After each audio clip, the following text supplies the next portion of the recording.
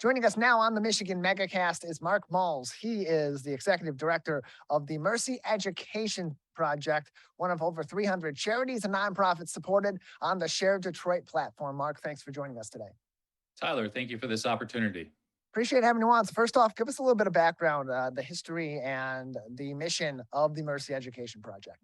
So this year, Tyler, we're celebrating our 30th anniversary in the city of Detroit. The Sisters of Mercy back in 1992.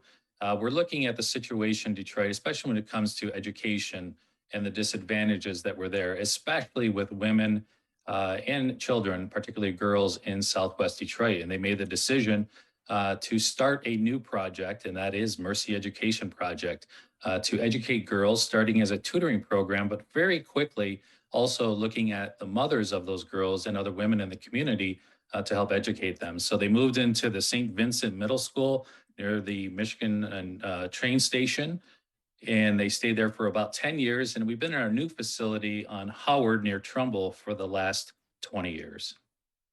So what are some of the services or the resources that are provided through your education to bolster organization, to bolster the education to these marginalized groups, in particular, those women and those girls in Southwest Detroit?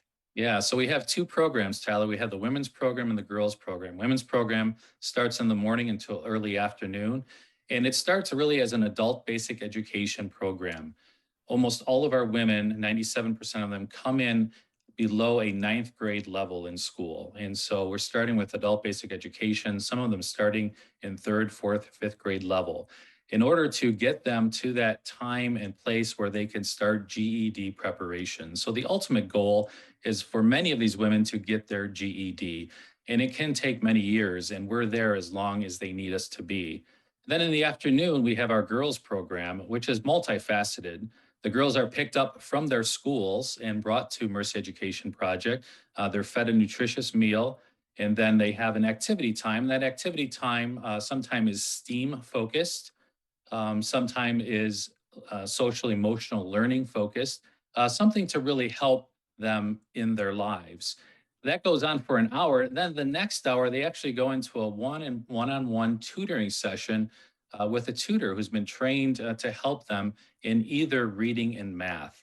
This year, we're really excited. We also focused on homework help in between that time too. So the girls really spend 3 solid hours at Mercy Education Project in the evenings. And I'll tell you, I'm a tutor. I've been a tutor there for 7 years now, even though I just began as executive director.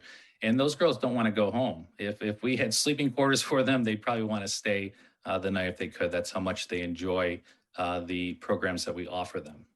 We're joined by Mark Malls. He's the executive director of the Mercy Education Project, one of over 300 charities and nonprofits supported on the Share Detroit platform. Go to sharedetroit.org and go to their Find Nonprofits link to find more information, or go to mercyed.net for more information on the organization, including programs and ways you can get involved. mercyed.net for more information. And kind of going to the root of these issues, and I'm sure this is a very loaded question. What are some of those factors that are going into these disparities in education, in particular for women and girls in Southwest Detroit, that makes the work of your organization, the resources of your organization, so critical in these communities? Well, as we know, poverty causes the most disparity across the world, and is very true for the women and the girls that we serve. Poverty just brings about many more obstacles and barriers, and especially, unfortunately, even in this day and age, for a female, those are often multiplied. Many of our women are working and have more than one job. They're also caring for family, all these other responsibilities. There's lack of transportation, something we've dealt with in the city of Detroit for a long time. And our women are victim of that as well, trying to get to and from not only their workplaces, but to and from Mercy Education Project. And so, those barriers and obstacles, they hit our young girls as well, and those families who are struggling, just struggling with academics. We also have a number of our students are, hopefully first generation college students, and the illiteracy rate in the city of Detroit and major cities around the world continues to be very high. And so many times we have children who are going home to adults who can't even help them with their homework. And so I know one of the goals of some of our women is simply to get that education so they can actually help their girls, their children at home with their own homework, let alone go out there to get that job to better their family life.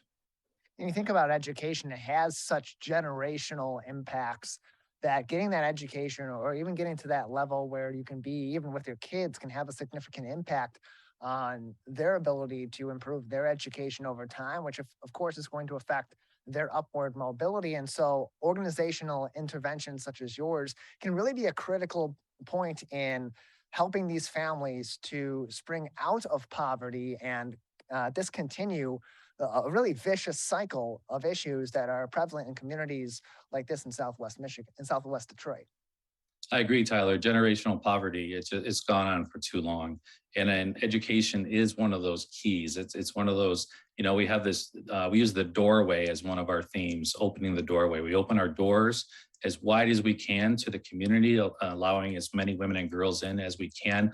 But it's also opening that other set of doors, the doors that are going to propel them out into the world. And we agree that education is the key or one of the major keys to ending that generational poverty. We're joined by Mark Malls. He is the executive director of the Mercy Education Project, one of over 300 charities and nonprofits supported on the Share Detroit platform. More information on mercyed.net, not net. That's mercyed.net for more information. Mark, how do people get involved in tapping into these resources? How do they come to your organization? Are you finding them through the school systems, or are they coming to you, vice versa? For many, many years, word of mouth has been key among the families in Southwest Detroit. And word of mouth, especially with our women's program, word gets out among the different families as well. But we also go out into the community. We go out into the local schools in Southwest Detroit and talk to principals, talk to counselors, trying to identify those students who are most in need, who can benefit from the resources we have. It's also a matter of trying to team up with other organizations in our area that also provide resources like ours. None of us can go out there and be everything to everyone.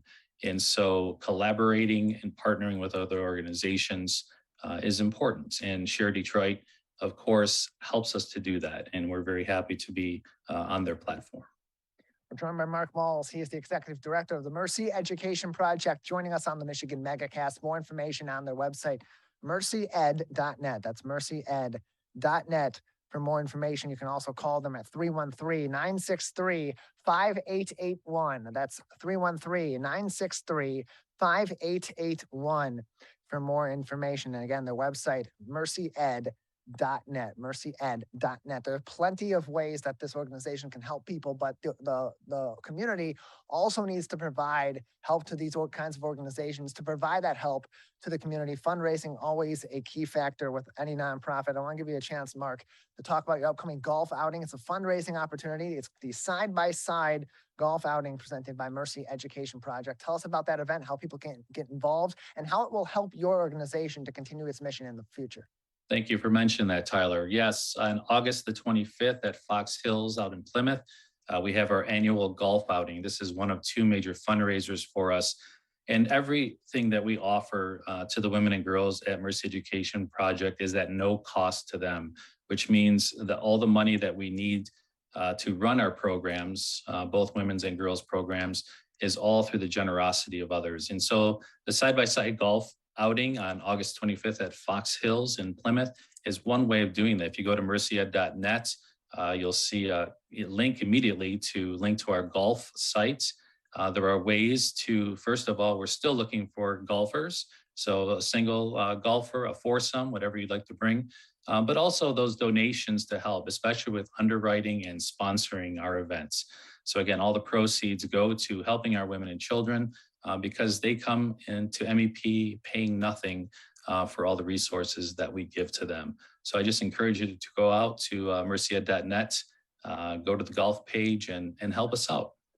mercyed.net for more information, mercyed.net. And again, their phone number, 313-963-5881, 313-963-5881 for more information. Thursday, August 25th, 9 a.m., shotgun scramble start. Then to join them at the side-by-side golf tournament. Again, mercyed.net for more information and other ways that people can help too, or by, as you said, you started out as a volunteer with this organization as a teacher. What sort of opportunities are there for volunteerism to help your organization further its mission? Yeah, for sure. Tutors.